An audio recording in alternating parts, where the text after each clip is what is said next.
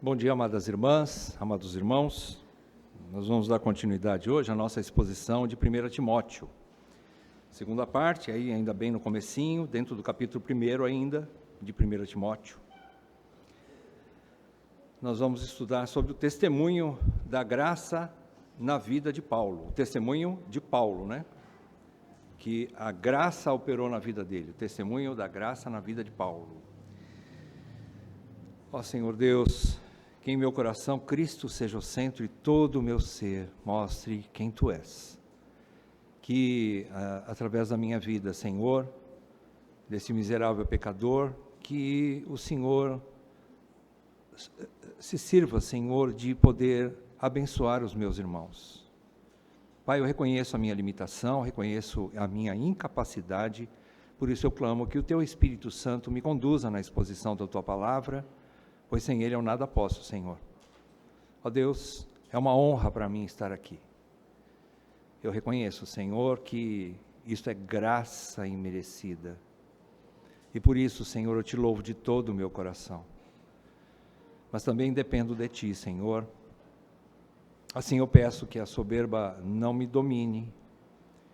Então serei irrepreensível e ficarei livre de grande transgressão. E que as palavras dos meus lábios e o meditar do meu coração sejam agradáveis na Tua presença, Senhor, rocha minha e Redentor meu. E que a Tua igreja possa ser edificada, e tudo isso somente a Ti, não a nós, mas ao Teu nome da glória, Senhor. É o que eu Te peço em nome de Jesus. Amém, Pai. Amém. O testemunho da graça na vida de Paulo. Vamos ler o texto, irmãos, 1 Timóteo, capítulo 1, de 12 até o 17. 1 Timóteo 1, de 12 a 17, diz assim: Dou graças a Cristo Jesus, nosso Senhor, que me fortaleceu e me considerou fiel, designando-me para o ministério. A mim, que no passado era blasfemo, perseguidor e insolente. Mas alcancei misericórdia, pois fiz isso na ignorância, na incredulidade. Transbordou, porém, a graça de nosso Senhor com a fé e o amor que há em Cristo Jesus. Esta palavra é fiel e digna de toda a aceitação, que Cristo Jesus veio ao mundo para salvar os pecadores, dos quais eu sou o principal. Mas por esta mesma razão me foi concedida a misericórdia, para que em mim, que sou o principal pecador, Cristo Jesus pudesse mostrar a sua completa longanimidade e eu servisse de modelo para todos os que hão de crer nele para a vida eterna. Assim, ao Rei eterno, imortal, invisível, Deus único, honra e glória para todos sempre. Amém. Amém. Queridos, nós já vimos na primeira exposição dessa carta que Paulo ele tem plena confiança, né? Ele tem total liberdade de convocar o seu irmão, que ele chama de meu filho, né? Meu filho na fé, no capítulo 1, né? Ele chama Timóteo de meu amado filho, né? Timóteo, verdadeiro filho na fé, e para que Timóteo pudesse ficar, enquanto Paulo teria que viajar à Macedônia, ele ficasse em Éfeso para continuar cuidando, prevendo, claro, alguma necessidade da igreja, e ele sabia que Timóteo tinha o preparo suficiente, apesar da sua pouca, lembram-se das limitações de Timóteo, né? Apesar da sua pouca idade, né? Ele poderia ser confrontado pelos mais velhos, mas Paulo fala assim, não deixe que as pessoas olhem para você, ainda que seja mais novo, mas, né, tenha essa ousadia de continuar pregando o evangelho e ensinando a igreja. Timóteo também era um rapaz tímido, por natureza, era um rapaz introvertido, talvez, apesar de ser novo, introvertido, também Timóteo tinha doenças constantes, suas constantes enfermidades também limitavam Timóteo. Mas apesar de tudo isso, Paulo fala, você vai ficar em Éfeso, você vai tomar conta de Éfeso, e você tem uma missão. Qual é a missão? Preserve a sã doutrina, porque existem falsos mestres, falsos irmãos, falsa doutrina através desses falsos mestres, com todas essas falsos ensinos. Eles podem entrar dentro do rebanho, como ele diz lá em Atos, quando Paulo chama até mesmo os presbíteros de Éfeso e faz essa oração com eles, faz essa exortação para eles, que dentre eles mesmos, e até mesmo vindos de fora, surgiriam falsos lobos vorazes, né? Que poderiam devorar o rebanho. Então, tome em conta de ti mesmo e da doutrina. A mesma coisa Paulo fala para Timóteo, né? E ele deveria, então, cuidar da igreja e refutar esses falsos ensinos, exortar para que eles parassem com esses falsos ensinos, né? Que eles não entendiam nada do que eles mesmos estavam falando, esses falsos mestres. É por isso que são falsos, né? Porque eles falam, acham que estão ensinando, mas na verdade não praticam o que eles ensinam e muito menos sabem o que eles estão falando, são tagarelas, né? E fala demais até, mas não tem vida, não tem testemunho de vida. Então, ele fala para eles que eles têm que parar com isso.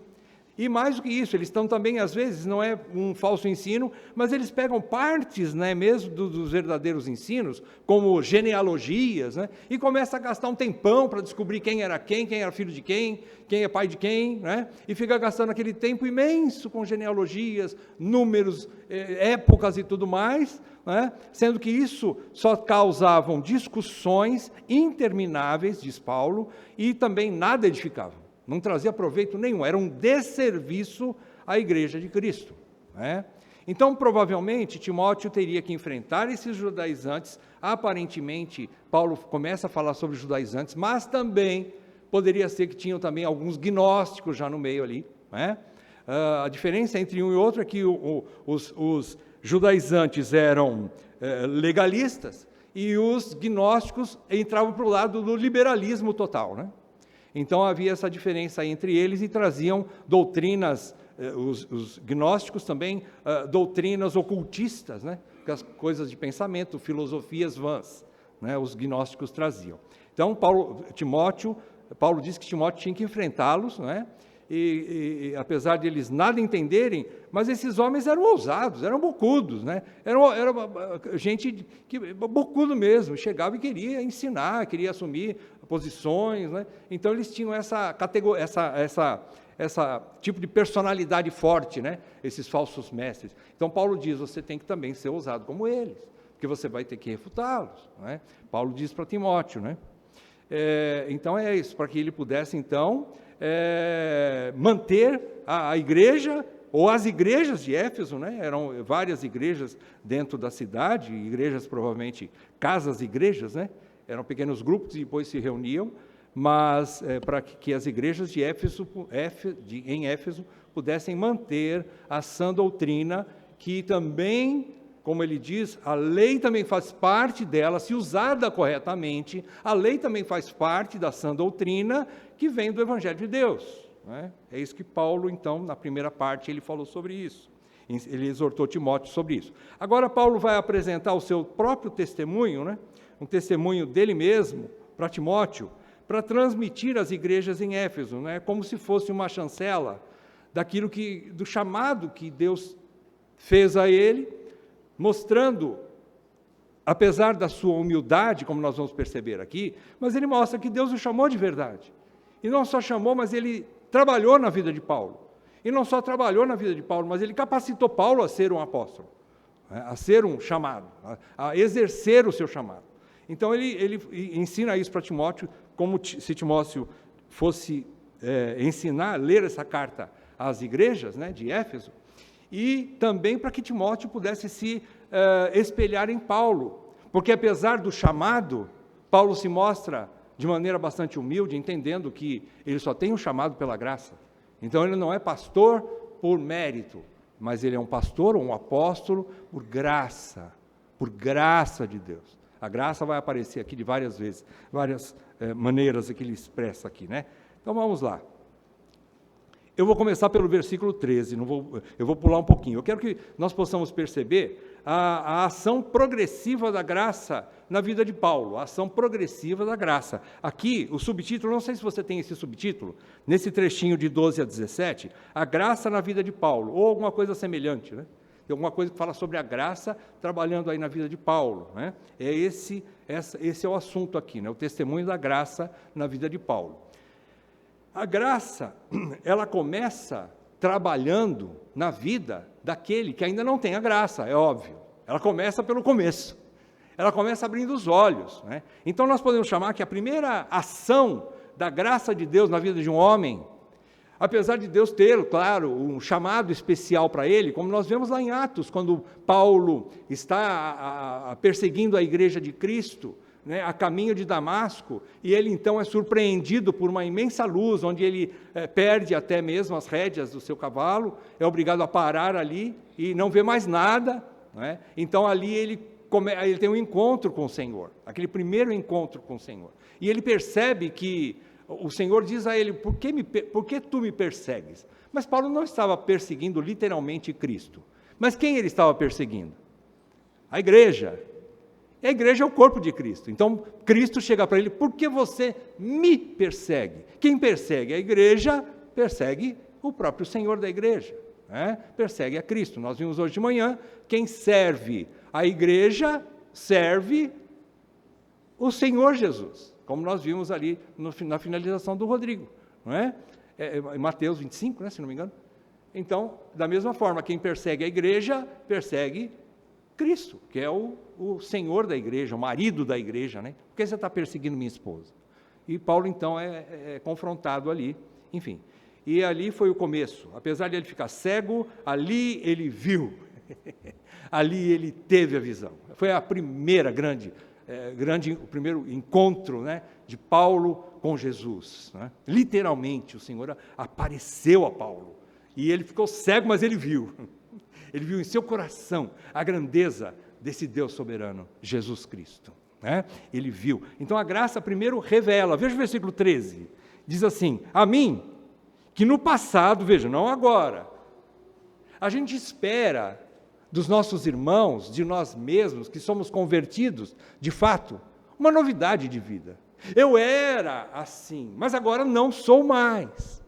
Algumas coisas ainda estão sendo trabalhadas em nossas vidas, que ainda precisam ser lavadas e purificadas e eliminadas pelo Espírito de Deus, e nós vamos pedindo para o Senhor graça para que Ele tire isso de nós. Nós já temos convicções de que tem coisas que precisam ser eliminadas, mas as coisas mais absurdas, mais vergonhosas e mais pecados mais grosseiros, esses já são eliminados logo de cara. A gente precisa entender isso.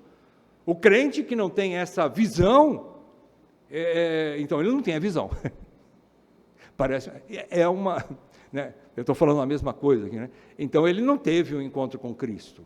Se ele não entendeu que ele era de alguma maneira, mas agora ele não é mais, tem algumas coisas que precisam ser tiradas da vida dele. Se ele não entendeu isso, então ele precisa se converter. Ainda não está convertido, né? Então Paulo diz assim: a mim que no passado eu era, né, blasfemo, perseguidor e insolente. Paulo coloca aqui que a graça começou a trabalhar nele, apesar de não estar na ordem sequencial aqui do texto, né? Mas a gente pode entender que isso começou, a graça, o primeiro passo, vamos chamar a graça que revela, a graça reveladora em primeiro lugar. A graça mostrou o seu pior, o pior de Paulo. A graça mostrou para Paulo que ele era blasfemo, perseguidor e insolente. Contra quem? Contra o próprio Cristo. Contra o próprio Senhor. E o que ele quer dizer com esses três pecados aqui, né? Não são qualidades, né? Isso aqui não é qualidade de jeito nenhum. Mas o que acontece aqui, né? Nós vemos que ele fala que ele foi blasfemo, ou seja, ele não só falava mal do nome de Jesus, como também forçava os cristãos, né, os discípulos de Cristo daquela época, quando ele capturava, lembra-se que ele era perseguidor da igreja? Quando ele capturava os cristãos, ele forçava os discípulos de Jesus a blasfemarem também. Então Paulo não só era blasfemo por si só, mas ele também incitava ou forçava os discípulos de Cristo a blasfemarem o nome de Jesus, a blasfemarem contra o Senhor, Então, ele fazia isso com aqueles a quem ele aprisionava. Se você estudar em casa, nós vamos ler agora, senão a gente vai perder um pouco de tempo, mas é interessante, isso aqui é bem importante, irmãos. Eu gostaria que você pudesse ler em casa, Atos 26, de 9 a 11. Você vai perceber isso aqui que eu estou falando. Paulo diz isso, nos seus últimos testemunhos, ele diz isso, que ele foi blasfemo, ele foi também, em segundo lugar, ele foi perseguidor. Ele diz lá em Atos 26, também, de 9 a 11, que ele foi perseguidor. O que é ser perseguidor? Ele quer dizer que ele era violento contra os discípulos, procurando destruir a igreja de Cristo. Ele não era perseguidor contra, vamos supor, como um policial é perseguidor de um bandido, né, que precisa ser perseguido mesmo, capturado e preso, né? Aí sim, é justa essa perseguição. Mas era uma perseguição, segundo o coração dele, injusta aos olhos do próprio Senhor Jesus, porque ele perseguia a própria igreja de Cristo, né? Então ele estava perseguindo o Senhor. Eu era perseguidor no sentido de ser cruel, ou seja, pecando contra o próprio corpo de Cristo. Eu estou tocando nos discípulos de Jesus, que são membros do corpo de Cristo. Então eu não tinha dignidade nenhuma para ser um ministro do Evangelho, né? E ele fala em terceiro lugar, insolente. O que é insolente? É uma arrogância irada contra Cristo. Ele nutria isso em seu coração. Ele tinha uma arrogância, né? Tudo partia, né, de um coração rebelde, enfurecido contra Cristo e sua igreja. Ele tinha essa fúria.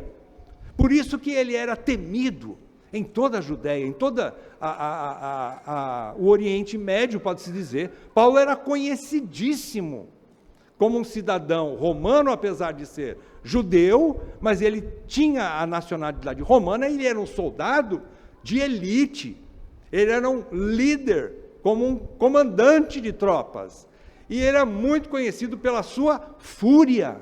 Por isso que os judeus temiam Paulo. Quando Jesus aparece também para... Me esqueci o nome, do que discipulou Paulo pela primeira vez, inclusive, creio que ele batizou Paulo, né? Ananias, Senhor, louvado seja o teu nome. Ananias, né, o perseguidor, era um judeu que Jesus disse para ele, vai lá, em tal rua, onde está lá na casa fulano de tal, vai lá que tem um homem lá, né, que você precisa ir lá falar com ele, impor as mãos nele e ele então verá, cairá as escamas dos olhos dele. Aí ele fala, mas Senhor, esse homem é Paulo, é Saulo de Tarso, esse homem aí perseguia, esse homem é um matador, é cruel esse homem, ele é o braço direito de César, do imperador, que corta a cabeça dos cristãos, Senhor. Ananias não queria ir, mas ele falou, vai lá, porque eu te mostrarei que esse homem é um vaso escolhido para padecer pelo meu nome. Jesus diz para ele, então Ananias vai, e encontra o irmão Paulo lá, né? Saulo, e ora com ele. Então, Paulo era esse homem que tinha essa insolência, né? Então, diante de tudo isso aqui no versículo 3, a gente vê que a primeira obra da graça é reveladora, ela mostra o nosso pior, ela precisa mostrar o lado feio da história, o lado ruim, onde não há nenhuma chance de nós nos salvarmos a nós mesmos, de nós melhorarmos. Há uma rebeldia intrínseca, né? É intrínseca que fala, não é? Dentro de nós. Há algo lá na nossa natureza, não é? Então, há algo dentro do próprio ser humano contra Deus. Paulo quer dizer isso aqui, no versículo 13. Né? Ele era blasfemo, perseguidor, insolente. Então, a primeira obra da graça, ela é reveladora. Segunda obra da graça, ela é transformadora. Mas olha o finzinho do versículo 13. Ele diz assim, mas alcancei misericórdia, pois fiz isso na ignorância, na incredulidade. Ele não está querendo dizer assim, olha, eu era inocente ali no sentido de ser bonzinho, de merecer a misericórdia. Se fosse por mérito, não era misericórdia, que a misericórdia é dada para aquele que não merece. Ele diz, a misericórdia me alcançou, ainda que eu tenha sido blasfemo, que eu tenha sido perseguidor e que eu tenha sido insolente. A graça me alcançou e usou de misericórdia comigo, né? Eu fiz isso na ignorância, ou seja, é verdade que ele não tinha a visão correta de Deus, mas ele sabia que ele estava agindo de forma insolente, arrogante, perseguidora, cruel e blasfema. Ele sabia disso, blasfemando o nome de Jesus, né? Isso na incredulidade. Então, a graça agora transforma. Vocês perceberam que ele fez tudo isso lá no começo do versículo, como eu disse para vocês, ele fez isso no passado, né? Na ignorância dele, na época da incredulidade. Agora, como crente, como salvo, como convertido, espera-se uma novidade de vida.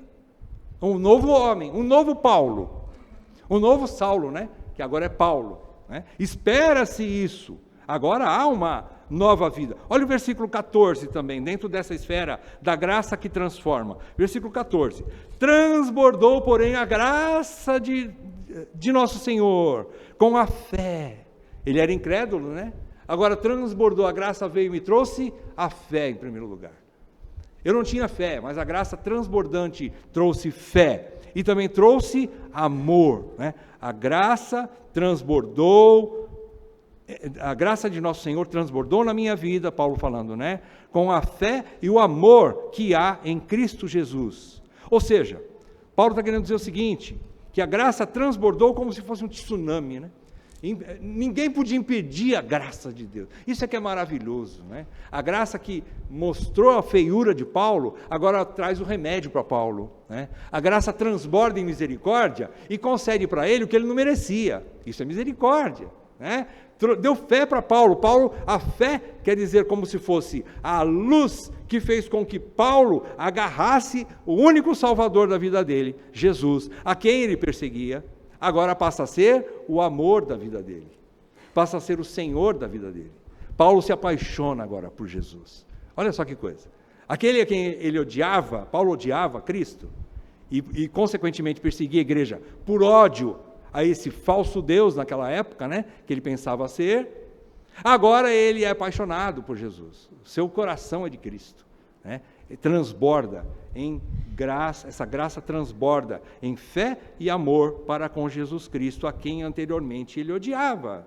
John Stott, nesse comentário aqui de 1 Timóteo, ele diz assim, o Nilo, o rio Nilo, né, lá no Egito, ele transborda, e a história, não sei se vocês conhecem, o transbordamento do Nilo, por causa das muitas matérias orgânicas dentro daquela água, ela leva para a terra onde o rio transborda e alcança, ela leva muita fertilidade para aquele solo.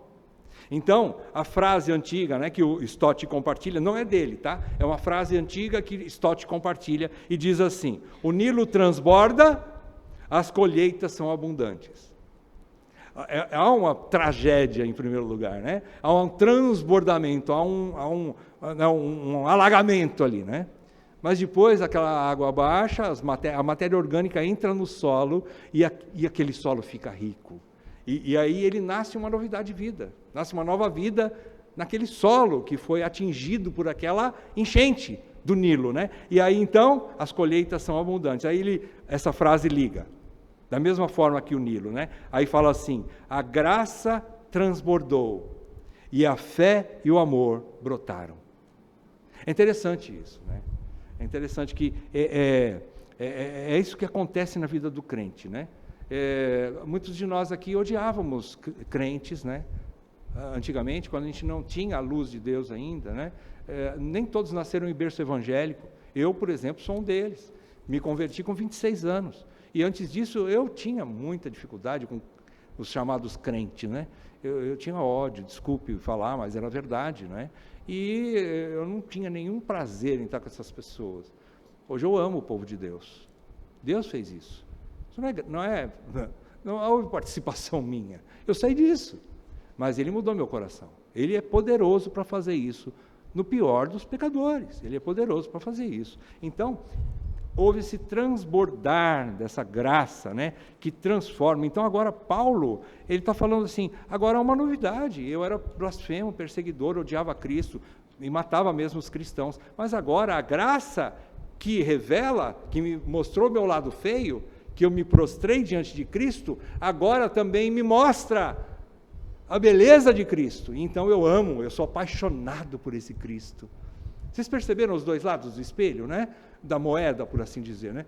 Primeiro a graça, o teu evangelho, ele mostra o lado feio. Ele precisa mostrar a tragédia humana, a incapacidade, a situação sem condições de salvação alguma, totalmente condenados nós estávamos, não havia chance, não havia esperança para nós, mas o mesmo Evangelho aponta para a cruz e mostra aquele morreu no seu lugar, e agora você pode voltar para Deus e ter comunhão com Deus, porque aquele Cristo que morreu na cruz, ele derramou seu sangue por você, e agora você é filho de Deus, mesmo sendo pecador. Veja, Paulo não disse, ele disse que ele era blasfemo, era perseguidor e era insolente. Mas ele não disse assim, eu era pecador. Espera que você vai ver. Espere e verás. Então, ele diz que a graça que revela também é a graça que transforma, é a graça que dá fé e amor para com Cristo. Em terceiro lugar, a graça atuante na vida de Paulo, ela também é uma graça capacitadora, é uma graça que capacita. Veja agora, vamos lá no versículo 12, né? Agora, estou fazendo uma de caranguejo aí, né? Andando para trás. Vamos lá, versículo 12. Dou graças a Cristo Jesus, nosso Senhor, que me fortaleceu. Perceba, ele me fortaleceu e me considerou fiel, designando-me para o ministério. Então a graça que revela a nossa feiura, a graça que transforma, ou seja, a graça que está salvando aquela pessoa, também é a mesma graça que vai capacitá-lo para o serviço cristão, né? Além da graça revelar o mal de Paulo e revelá-lo também e renová-lo para a transformação do seu coração, que fez com que ele cresça em Jesus a fé, e também que ele amasse o Senhor. O amor é tão amplo aqui, esse amor que transbordou também no coração de Paulo, leva a um serviço, onde ele diz assim, a maior honra que eu tenho é servir esse Cristo, porque eu sou o último que merecia esse tipo de serviço. Ele diz aqui, dou graças a Cristo Jesus, é motivo de gratidão o ministério, é motivo de gratidão nós servirmos a Cristo, é motivo, independentemente de ser oficial ou não da igreja, aqui ele está falando do serviço, né? Ministério aqui é diaconeu, é o serviço, né? É o serviço de Cristo. E então ele diz assim, é uma honra, ele que me fortaleceu e me considerou fiel, que me fez fiel para o serviço, designando-me, ou seja, chamando-me e colocando-me para um determinado serviço, né? Então, essa graça capacita, né, a Paulo também a ser um apóstolo, para ser um fiel ministro de Cristo. É a graça de Deus. Paulo não está mostrando aqui, apesar do testemunho, né, a gente às vezes não gosta de dar muito testemunho da vida da gente, mas Paulo está dando aqui, mostrando que isso aí não é pecado, né? Você pode dar testemunho de vez em quando, desde que você glorifique a Cristo. A transformação que Cristo fez na tua vida, a bênção que você recebeu, as maravilhas que Deus fez na sua vida, glorifique a Cristo, né? Aí tudo bem, não tem problema dar testemunho.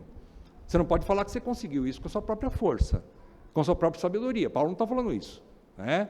Glorificando a Cristo, dou graças a Cristo, então tudo bem, porque ele fez esse milagre na vida de Paulo. Olha quem era Paulo, não é? Quando você olha para trás, você vê a vida de Paulo, você vê que realmente ele não tinha chance nenhuma. Aliás, o coração dele cada vez mais odioso contra os cristãos e contra o próprio Cristo, ele não tinha tendência nenhuma de voltar para trás. Pelo contrário, ele queria ir mais em frente, ele queria exterminar a igreja de Cristo, ele queria. Mas houve um milagre na vida dele, ele voltou para trás, ele se converteu, né? Houve uma volta de 180 graus, não é 360, senão ele fica no mesmo ponto, né? É de 180 graus, ele voltou para trás, Ele foi corrigindo tudo que ele fez de errado na vida, né? Então tá. Então aqui nós vemos a graça trabalhando na vida de Paulo. E ele, para encerrar esse trecho, ele diz assim, ele chama atenção com uma menção que ele vai fazer 5 vezes nas cartas pastorais. 5 vezes ele vai usar essa expressão aqui, ó, versículo 15. Esta palavra é fiel e digna de toda aceitação. Ele vai usar 5 vezes essa mesma expressão nas pastorais, tanto Tito como Timóteo. Ele vai dizer assim, ele quer chamar a atenção de Timóteo, é como se ele estivesse falando assim, Timóteo, agora eu vou falar uma coisa que é bastante importante, né? É de extrema importância, né? É isso que eu vou falar agora, você preste muita atenção, é como se ele quisesse chamar a atenção de forma incisiva, né? De Timóteo. Timóteo, nunca se esqueça disso que eu vou te falar agora, porque esta palavra é fiel e digna de toda aceitação. Nunca deixe ninguém colocar dúvida nisso que eu vou te falar agora. Ele tinha falado sobre o testemunho dele, agora ele vai falar sobre a ação de Cristo, né, do Evangelho. Ele vai falar sobre a obra redentora de Cristo. Ele vai falar. Então vamos lá. Qual é a palavra digna de toda aceitação e fiel? Que Cristo, Jesus, veio ao mundo, ou seja, ele se encarnou. Cristo, o Filho de Deus, o Deus Filho, veio ao mundo, ou seja, se encarnou, né? Ele se fez em forma de homem, se esvaziou, abriu mão, por assim dizer, seria não utilizar todas as suas, a sua divindade, né? Enquanto homem, né? Não é que ele abdicou da sua glória, não, mas ele, por um momento, ele se fez homem, ou seja, ele se humilhou, se esvaziou, né? Veio ao mundo qual o objetivo de ele se fazer homem? Para salvar os pecadores. Nós estudamos e sabemos, claro, Paulo está dizendo isso aqui como um ato da misericórdia de Deus para com os homens. Mas Cristo, Filho, veio ao mundo, em primeiro lugar, por amor ao Pai. Nós sabemos disso. Em primeiro lugar, a obra de Cristo é para a glória do seu Pai. Ele fez isso por amor ao seu Pai, por obediência ao seu Pai e para a glória de Deus acima de tudo. Mas isso é tão glorioso que alcançou os pecadores. Aquilo que Cristo fez, vindo ao mundo, foi para salvar pecadores. Então, Timóteo, não deixe, aliás, dos quais eu sou principal. É isso. Timóteo, Paulo está falando assim, não deixe que ninguém ponha dúvida quanto a isso aqui, nem os judaizantes, dizendo que, não, só a fé em Cristo não é suficiente, tem que adorar anjos, tem que obedecer às regras da lei, tem que deixar de comer isso, deixar de vestir aquilo. Não, não é nada disso, é Cristo, Ele veio ao mundo para salvar, não deixa que nada venha misturar. Ninguém venha misturar nada com Cristo. Ele é suficiente. O que Ele fez salva pecadores. A obra de Cristo salva pecadores. Ponto. Mais nada. Né? É isso que Paulo está dizendo para Timóteo. Né? Aí, no versículo 15. Né? E versículo 16, ele continua falando, Paulo diz que ele é o principal dos pecadores. Né? John Bunyan dizem, né, que Bunyan teve como texto base da sua escrita, né, do Peregrino, de um outro livro, né, A Graça Abundante para o Principal dos Pecadores. Você que falou, né, Pedrinho? Você está lendo esse livro, né? É bom. A Graça Abundante para o principal ou pior dos pecadores, né? John Bunyan. E dizem que foi através desses 2 versículos que Bunyan escreveu esse livro. Né? Então, Paulo diz, eu sou o principal dos pecadores. Mas, versículo 16, sendo o principal dos pecadores, por essa razão, sendo eu o principal dos pecadores, me foi concedida a misericórdia.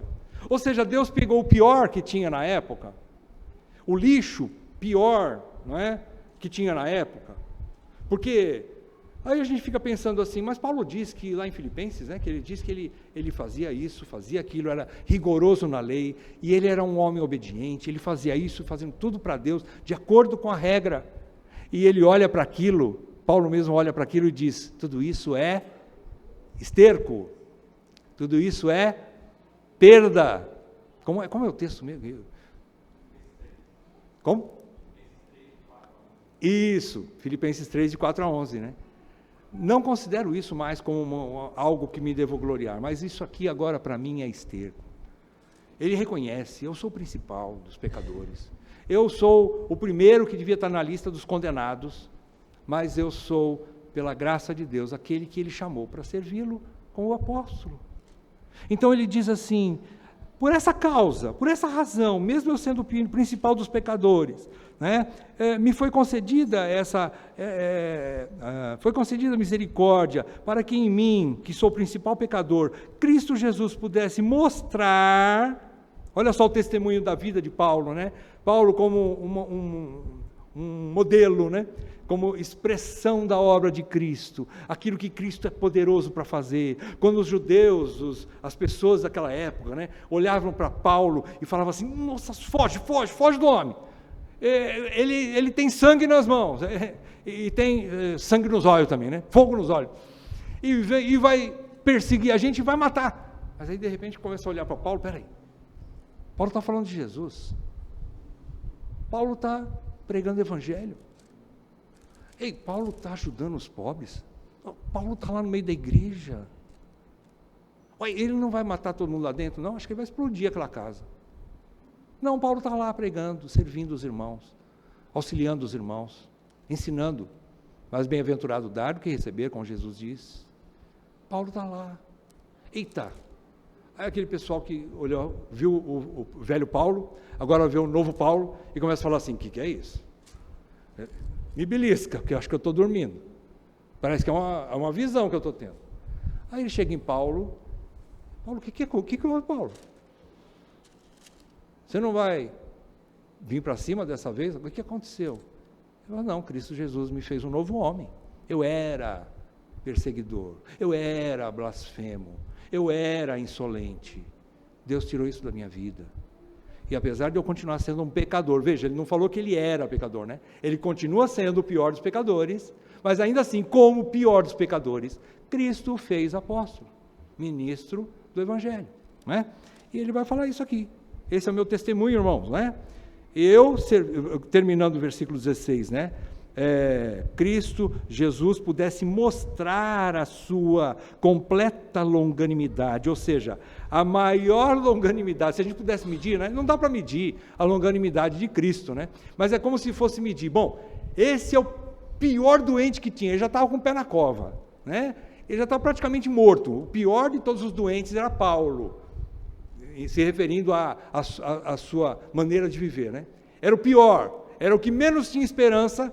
Jesus deu remédio poderoso, a sua longanimidade foi tão completa, tão grande, né, que salvou Paulo, e Paulo agora está vivo, né? Não tem mais a doença que ele tinha. Olha só, então as pessoas vão olhar, e então ele termina, né, e eu, ou seja, Paulo dizendo, e eu servisse de modelo para todos os que hão de crer nele, em Jesus, para a vida eterna. Se Cristo pode mudar Paulo, ele pode mudar qualquer um. É isso que Paulo está querendo dizer, né? Então é isso, é esse o ponto que Paulo está querendo. Cristo veio ao mundo não para os sãos, né? Jesus mesmo deixou claro, ele não veio para aqueles que são sãos, ou seja, que não tem nenhuma doença, os sadios, né? Mas ele veio para os doentes. Ele veio para os doentes, né? Cristo veio para os pecadores, ele não veio para aqueles que não precisam acham que não precisam de salvação. Ele veio para aqueles que estão lá no fim do poço mesmo. Jesus veio para esses. Como eu, como você, como Paulo.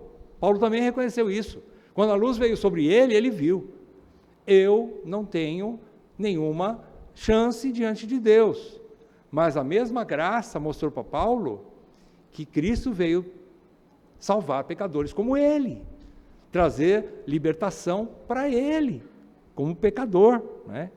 Então, Cristo veio para os pecadores, não importando a profundidade do pecado em que qualquer homem possa estar.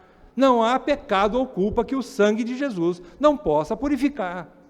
O sacrifício de Jesus atende qualquer tipo de pecado. Por mais enfiado no pecado que você esteja, na lama, na podridão, da sujeira do pecado em que a sua vida está, Ele, Jesus, é poderoso para te tirar de lá. Como eu sempre falo, coisas impossíveis Ele pode fazer. A igreja é como se fosse a prostituta que agora é uma virgem. É possível fazer isso? Não, humanamente falando. Mas para Deus é. Ele pode fazer de uma prostituta uma virgem. Vocês acreditam nisso? Eu acredito. Ele fez comigo. Ele fez em nós. Então, Ele é poderoso para fazer com qualquer um. É isso que Paulo está querendo dizer. E por isso, então, ele termina com o versículo 17. Ele diz assim: ao Rei eterno e imortal, invisível, mas real, a Ele ministramos o louvor. É isso que ele vai dizer aqui, ó. Assim, ao Rei eterno, imortal, invisível, Deus único, honra e glória para todos sempre, amém. Ele está dizendo, ele está falando de alguns atributos incomunicáveis, né? Ele está falando que, Paulo está mostrando aqui alguns atributos, que ele olhou para Jesus e falou assim: tu és Deus. Não há palavras para qualificar o Senhor Jesus. Ele é o Deus, o Rei eterno, ou seja, Ele não tem começo nem fim de dias, Ele é eterno, Ele sempre existiu, Ele nunca foi criado. Olha o que a gente aprendeu na EBD hoje de manhã, né? Ele nunca foi criado, Ele não tem começo nem fim de dias, né? É o Rei eterno. Ele é imortal, a morte não alcança, porque justamente Ele é eterno, né? Ele é um Deus que sempre existiu, não terá fim de dias, né? E Ele é invisível, ou seja, apesar de ser real, porque todas as coisas existem por Ele e para Ele, né? Você respira por causa dEle, você bebe água por causa dEle, seu coração bate por causa dEle, você tem fome por causa dEle, você faz coisas aqui nesse mundo por causa dEle. Nós andamos, vestimos, sobrevivemos em nossas cidades, onde nós estamos, por causa dEle, né? Então, Ele é invisível, porém Ele sustenta todas as coisas com a palavra do seu poder. Ele é invisível, você não vê, Ele é invisível, mas Ele é mais real do que você, que tem carne e osso, que tem matéria. Deus é mais real do que a matéria, apesar de ser invisível. Dá para você entender isso? Nenhum físico vai entender isso. Nenhum cientista vai entender isso. Ele é um Deus invisível, porém real. E o que mais? Deus único. Paulo está querendo dizer assim: não há outro Deus. Só Jesus Cristo é Deus. E Ele é o Deus triunfo. É por incrível que pareça, eles são três, mas não são três, são um. Desculpa, irmão, estou dando até tapa aqui no microfone. É uma coisa que empolga a gente, não é? Porque você olha e vê assim, Ele é o único Deus. Jesus, o Pai e o Espírito estão nele fazendo a obra. O Deus Pai, quando Deus Pai chama a existência e cria a terra, Cristo estava lá com ele, o Espírito pairava sobre a face das águas, o Deus triuno estava lá, criando o universo lá no primeiro dia da criação. E assim sucessivamente. Cristo morreu na cruz, o Espírito estava nele ali, e Deus Pai estava com ele. Deus em Cristo nos salvou. Você não consegue dimensionar isso tudo. O Espírito está operando em nós, mas esse Espírito é Cristo. É o Espírito de Cristo conduzindo a sua própria noiva para casa, para as bodas do Cordeiro. E Deus Pai está lá junto. É o Deus Trino, mas Ele é um único Deus. Um único Deus.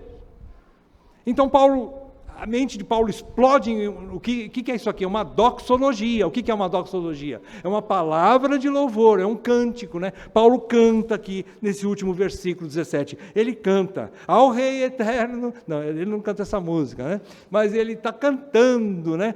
Como se fosse ali naquela época. Ao Rei Eterno e Imortal, invisível Deus único, honra e glória para todos sempre. Amém.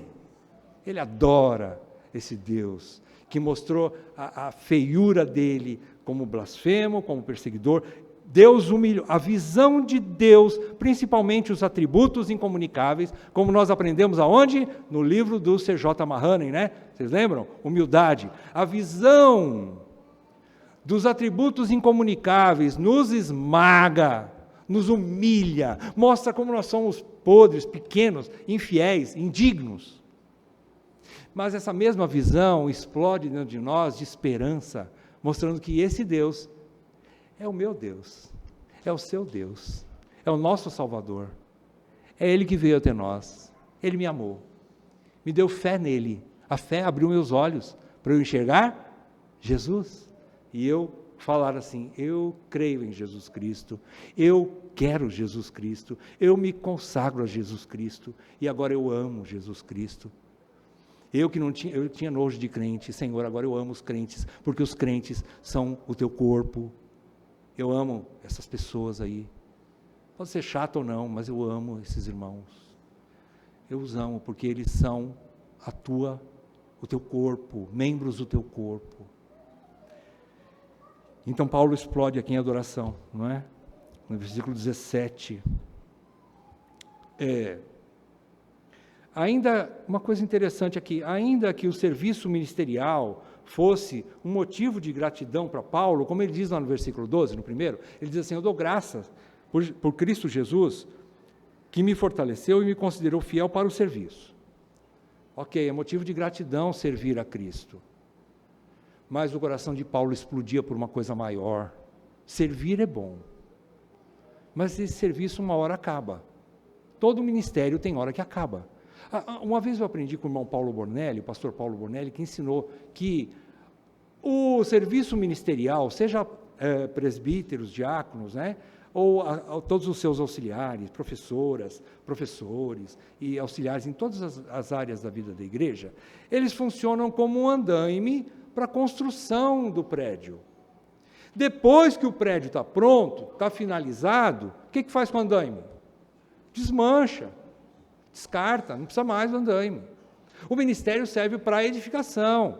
A igreja, quando estiver pronta, quando o Senhor voltar, não há mais presbíteros, apóstolos, pastores, vão ser todos irmãos em Cristo. Não há diferença, nunca houve diferença entre pessoas e pessoas, tá? Vamos deixar bem claro isso. Irmãos, somos todos irmãos em Cristo. Funções diferentes, como o marido tem função diferente da esposa, dentro de casa, certo? Concordam ou não? Mas diante de Deus, o marido é visto como melhor do que a esposa diante de Deus? Não, eles são iguais. Eles são iguais. Assim, ministério, nós somos iguais, irmãos. Nós estamos aqui, aliás, para servir, para serviço. Ministério significa servir. Por isso que é mini, né? Mini, pequeno. É para ninguém, não é maxi ou magistério, né? É mini. É para serviço dos crentes. Então, Paulo tinha essa gratidão, só que o seu coração tinha a contemplação e a adoração ao Deus Trino como sua maior expectativa e prazer. Ele termina com a adoração. Isso é o que vai ficar no fim. Todos seremos adoradores de Jesus. Todos vamos cantar ao Cordeiro, como nós vimos o Apocalipse, né, hoje de manhã aqui, na IBD, Apocalipse, falando que nós vamos adorar o Cordeiro o tempo todo e dizer para ele, digno tu és, Cordeiro Santo de Deus, né? E nós vamos adorar, todos nós vamos adorar. Bem, vamos concluir? Em primeiro lugar, irmãos, ao apresentar seu próprio testemunho de vida a Timóteo, Paulo tinha como objetivo, como nós vimos aí no início, né? Em primeiro lugar, motivá-lo para que ele continuasse dentro do seu chamado, dentro do ministério, né? Mas também tinha o objetivo, não só de motivar Timóteo, né, para ele prosseguir no ministério, para ele vai enfrentar coisas difíceis, mas continua. Só que você tem essa bênção, essa graça de servir. É um privilégio? É uma honra? É uma honra. Mas não ache que você é melhor que os outros. É isso que Paulo quis dizer. Como eu sou o pior dos pecadores e Cristo me chamou mesmo assim, não ache que você é melhor que os irmãos. Tenha um coração humilde no serviço, Timóteo. Saiba o seu lugar, não é? Igual aos seus irmãos. Sirva, ainda que tenha autoridade delegada dos apóstolos, a imposição de mão dos presbíteros, mas ainda assim, Timóteo, não seja arrogante. Não ache que você é melhor do que os outros. Né? É isso que Paulo quer transmitir para Timóteo. Você também é um pecador, como todos os outros, mas você foi salvo e chamado apenas pela graça de Deus, e você não tem mérito nenhum. Outro objetivo do apóstolo, além disso, era produzir um teor autoritativo na carta, né, que seria apresentada às igrejas em Éfeso, afirmando a sua experiência real com Cristo. Paulo teve uma experiência real com Cristo, e isso seria um testemunho, e seria, digamos assim, um fundamento, uma chancela, né? Uma assinatura de Deus na vida de Paulo, para que o povo, para que os leitores de sua carta, para que os irmãos da igreja, através de Timóteo, entendessem que Paulo, escrevendo essas instruções a Timóteo, ele tinha autoridade vinda de Deus para ele, para manter essa carta de uma maneira não autoritária, né? Autoritativa, ou seja, tinha autoridade divina, nas palavras de Paulo, nos ensinos de Paulo. Em segundo lugar, irmãos, mesmo os apóstolos eram miseráveis pecadores como nós, os líderes das igrejas, irmãos, eles não são uma classe especial de santos. Então, irmãos, não compensa para nós, nós não podemos de forma nenhuma promover culto às personalidades, à personalidade. Nós não adoramos homens. Nós não podemos colocar homens quase na mesma estatura do Senhor da igreja. Não. Os pastores são miseráveis pecadores. Eles são pecadores como nós somos iguais. Então, não há espaço para culto à personalidade. Mas, por outro lado, se você procurar imperfeições, limitações e pecados no passado ou no presente de seus líderes, o que vai acontecer? Você vai encontrar. Você vai encontrar. Por quê? Porque ninguém é perfeito, queridos. Ninguém foi chamado em perfeição, sendo perfeito, e ninguém ainda é perfeito, mesmo no processo de santificação, até mesmo os nossos líderes são imperfeitos. São homens sujeitos às mesmas paixões que nós. Mas olhe então para Cristo, que o comissionou e o capacitou para o ministério.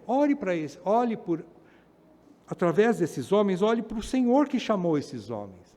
Foi o Senhor que chamou. Então a igreja deveria ser grata por ter um miserável pecador que Deus chamou e está usando esse miserável pecador para servir a igreja, para ensinar a igreja, para ser um diácono da igreja, para ser um pastor da igreja. Deus está usando esse miserável pecador para servir a igreja. Então vamos agradecer a Deus quando a igreja ainda tem alguns desses homens, né? Que eu vou dizer uma coisa para vocês, está ficando cada vez mais raro esse tipo de homem. Em nossos dias, está ficando raro.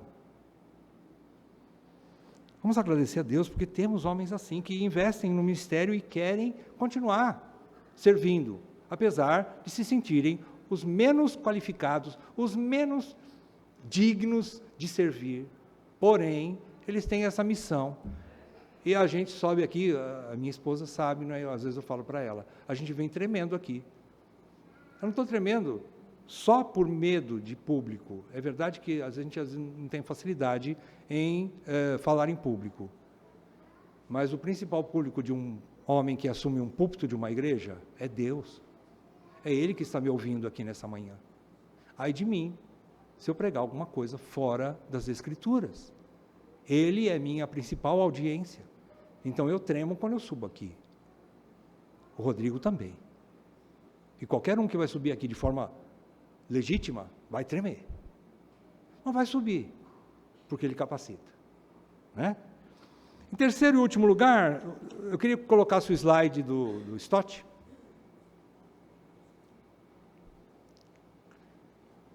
Tem uma projeção aqui que eu queria que vocês olhassem.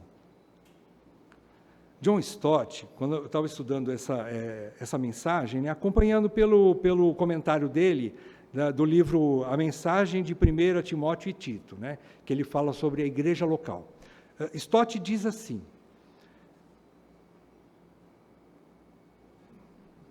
está rodando, aí, está aparecendo. Olha só a frase de Stott, ele diz assim, é como se Paulo estivesse falando conosco através dos séculos. O que Paulo está falando conosco através dos séculos? Não se desesperem. Cristo teve misericórdia até mesmo de mim, o pior dos pecadores. Ele terá também misericórdia de você. Deus terá misericórdia de você. Se ele teve de Paulo, que era o pior dos pecadores, ele terá de nós. Apesar de não sermos melhor que Paulo, não. De jeito nenhum. Merecemos a mesma, né? Somos indignos como Paulo. Mas a misericórdia que alcança Paulo pode alcançar você, ainda que você esteja num profundo lamaçal de pecado, apodrecido. Ele é poderoso para ter misericórdia de tirar de lá. Não perca a esperança, não se desespere, especialmente você que está ouvindo o Evangelho, ainda não se consagrou a Cristo. E você que já se consagrou, e muitas vezes passa pela tua cabeça, será que eu sou convertido mesmo? Não se desespere, as misericórdias do Senhor triunfam sobre o juízo. Elas são maiores do que os nossos pecados. Onde o pecado abundou, superabundou a graça de Deus. E por isso nós somos salvos pela graça, que é poderosa, muito mais abundante do que o meu pecado, do que o seu pecado. Creia em Jesus Cristo. Se entregue a Ele. É a única chance que você tem. Ele vai fazer uma novidade de vida em você. Você nem imagina o que Deus vai fazer na tua vida. E através de você, para outras vidas. Amém? Ó Deus, obrigado, Senhor, pela Tua palavra, que isso aqueça o nosso coração e nos leve a uma adoração a Ti, Jesus, o nosso Redentor, o nosso Salvador. Eu te peço por mim e pelos meus irmãos, em nome de Jesus. Amém, Pai. Amém.